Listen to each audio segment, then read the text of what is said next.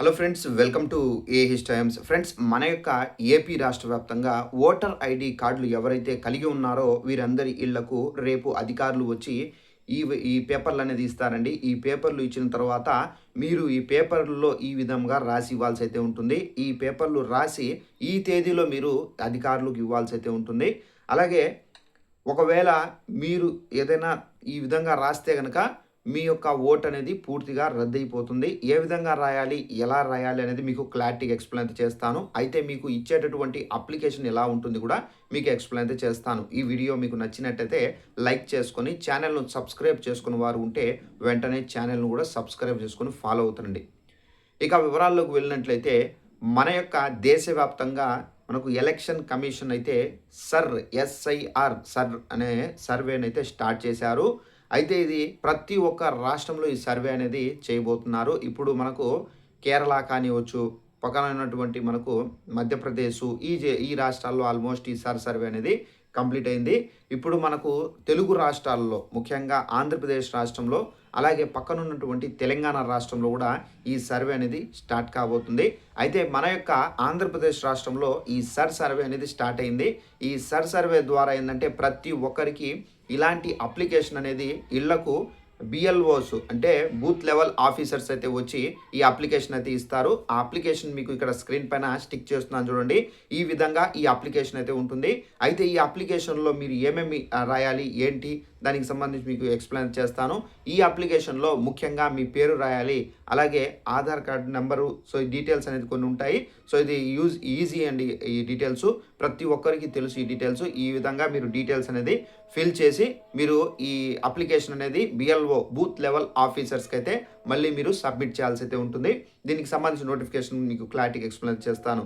ఇక్కడ చూసుకున్నట్లయితే పారదర్శకమైన ఖచ్చితమైన కలిగినటువంటి తప్పులు లేని ఓటర్ల జాబితా రూపకల్పనకు ఎన్నికల సంఘం శ్రీకారం అయితే చుట్టారు. అయితే ఇందుకు ఓటర్ల జాబితా సమగ్ర ప్రత్యేక సవరణ మ్యాపింగ్ ప్రక్రియ అనేది మనకు అత్యంత కీలకంగా మారింది. సర్లో ప్రధానమైనటువంటి 3 రకాల మ్యాపింగ్లు అయితే ఉన్నాయి. వీటిపై ప్రతి ఒక్కరూ స్పష్టమైన అవగాహన కలిగి ఉండాలి. మీ ఓటు భద్రంగా ఉండాలంటే అందరూ మ్యాపింగ్ చేసుకోవాలని చెప్పేసి అధికారులు అయితే సూచిస్తున్నారు. ప్రక్రియ జిల్లాల్లో మనకు ఆల్మోస్ట్ ప్రారంభమైంది.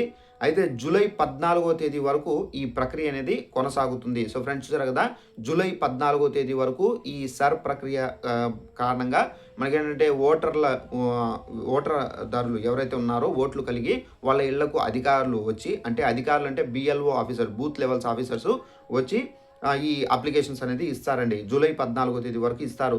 ఈ జూలై 14వ తేదీ వరకు ప్రక్రియ అనేది కొనసాగుతుంది. ఈ సమయంలో మ్యాపింగ్ చేసుకుంటే మీ ఓటు భద్రంగా ఉంటుంది, లేకపోతే సమస్య తలెత్తే అవకాశం లేకపోలేదని అధికారులు అయితే హెచ్చరిస్తున్నారు.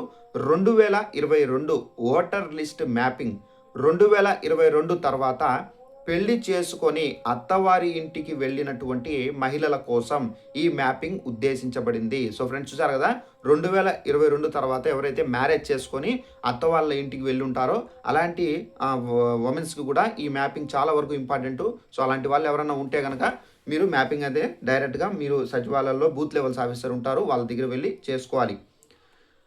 అలాగే ఎందుకంటే మీరు పెళ్లి చేసుకున్న ఊరిలో 2022 ఓటర్ల జాబితాలో మీ పేరు అయితే ఉండదు. ప్రస్తుతం ఓటర్ మ్యాపింగ్ అంతా 2002 ఓటర్ల లిస్ట్ ఆధారంగా జరుగుతుంది. ఇలాంటి సమయంలో మీరు పుట్టిన ఊరికి వెళ్ళాల్సి ఉంటుంది. అక్కడ 2002 ఓటర్ లిస్టులో మీ అమ్మ లేదా నాన్న పేరు సీరియల్ నంబర్ తెలుసుకోండి. ఆ సీరియల్ నంబర్ను మనకు ఇప్పుడు భర్తతో నివాసం ఉంటున్న ఊరిలో బిఎల్ఓకు ఇవ్వాల్సి ఉంటుంది. బిఎల్ఓలో వచ్చేసి ఆ నంబర్ మీ పేరుకు ప్రస్తుతం నివాసం ఉంటున్నటువంటి ఊరిలో ఓటర్ లిస్టులో మ్యాపింగ్ చేస్తారు. ఇలా చేయకపోతే మీ యొక్క ఓటు హక్కు అనేది కోల్పోవడం అయితే జరుగుతుంది. సో ఈ సర్వే అనేది 3 కేటగిరీల ద్వారా చేస్తారండి. ఫస్ట్ కేటగిరీ ఎలా ఉంటుంది, సెకండ్ కేటగిరీ, థర్డ్ కేటగిరీ మీకు ఎక్స్‌ప్లెయిన్ అయితే చేస్తాను. ఈ 3 కేటగిరీలు ఏంటంటే 2002 ఓటర్ లిస్టులో పేరు ఉండి, అదేవిధంగా 2025 ఓటర్ లిస్టులో కూడా పేరు ఉన్నవారు బిఎల్ఓ దగ్గరకు వెళ్ళి సెల్ఫ్ మ్యాపింగ్ చేసుకోవాల్సి అయితే ఉంటుంది.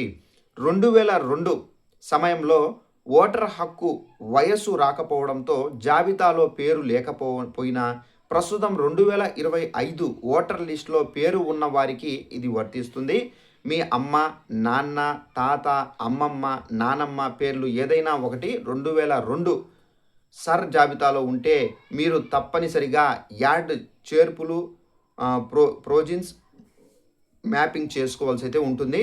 2002 నాటికి మీకు 18 ఏళ్ళు 18 ఇయర్స్ అనేది నిండి ఉన్న ఏదైనా కారణంతో సర్ లిస్ట్లో మీ పేరు లేకపోయినా ఇది వర్తిస్తుంది. మీ అమ్మ, నాన్న, తాత, నానమ్మ, అమ్మమ్మ పేర్లు ఏదైనా ఒకటి 2002 లిస్టులో ఉంటే మీరు బిఎల్ఓ ద్వారా సెల్ఫ్ ప్రొవిజన్స్ మ్యాపింగ్ అనేది చేయించుకోవాలి.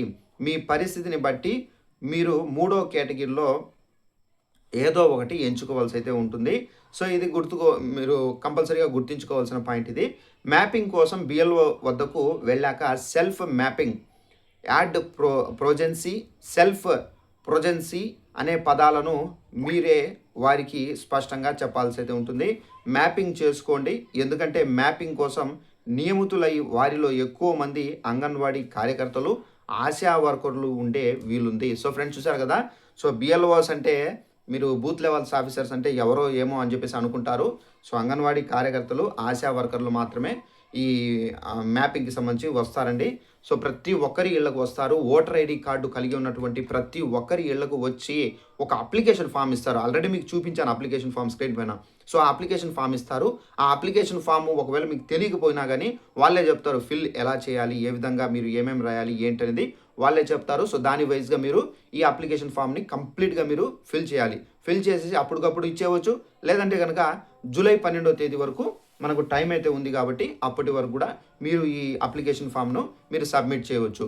అయితే ఈ మ్యాపింగ్కి ముఖ్య ఉద్దేశం అంటే ఈ మ్యాపింగ్ అనేది ఎన్నికల కమిషన్ ఎందుకు చేస్తున్నారంటే సో చనిపోయిన వారి పేర్లు తొలగింపు, అలాగే ఒక ప్రదేశంలో ఉండి వేరొక ప్రదేశాల్లో వెళ్ళి స్థిరపడిన వాళ్ళ పేర్లు, అలాగే మనకు దొంగ ఓట్లు అంటే బోగస్ ఓట్లు ఏవైతే ఉన్నాయో వాటిని తొలగించే ఉద్దేశంతోనే ఈ మ్యాపింగ్ అయితే చేపడుతున్నారు. సో ఒక ప్రదేశంలో ఒక వ్యక్తి ఉండి వేరొక ప్రదేశంలో ఓట్లు ఉండి అలాగే ఒక వ్యక్తికి 4-5 ఓట్లు ఉన్నా కానీ అలాంటి ఓట్లన్నీ ఇప్పుడు ఏంటంటే క్లియర్ అయిపోతాయి, అంటే రిమూవ్ చేసేస్తారు. ఒక వ్యక్తికి ఒకే ఓటు ఉంటుంది. ఆ ఓట్ అనేది అతను వెళ్ళి వేయాల్సి అయితే ఉంటుంది.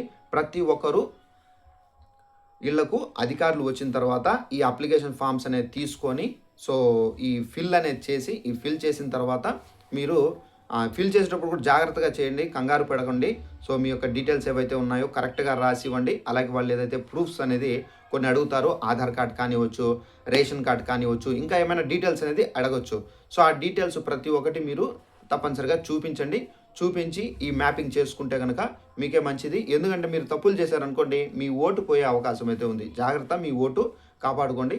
సో ఇదండి మనకు ఉన్నటువంటి లేటెస్ట్ ఇన్ఫర్మేషన్. మనకు ఎస్ఐఆర్ సర్వేకి సంబంధించి ఓటర్ వినియోగదారులు ఎవరైతే ఉన్నారో ఓటు హక్కులు కలిగిన వారు సో ఈ అవకాశాన్ని సద్వినియోగం చేసుకొని సర్వేను పార్టిసిపేట్ చేసి మీరు మీ యొక్క ఓటును కాపాడుకోండి. Thanks for watching this video. All the best.